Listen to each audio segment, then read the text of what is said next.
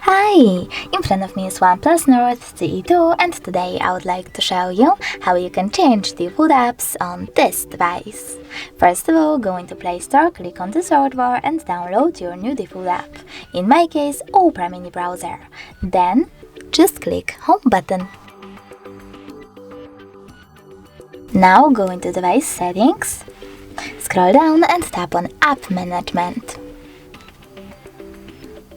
Then choose Default App and tap on one of those sections. I want to change my browser, so I have to click on Browsers App 1, tap on Opera to set it up and click on the back button. As you can see, my default app has changed. Thanks so much for watching. If you enjoyed this video, leave a like, comment and subscribe. Bye!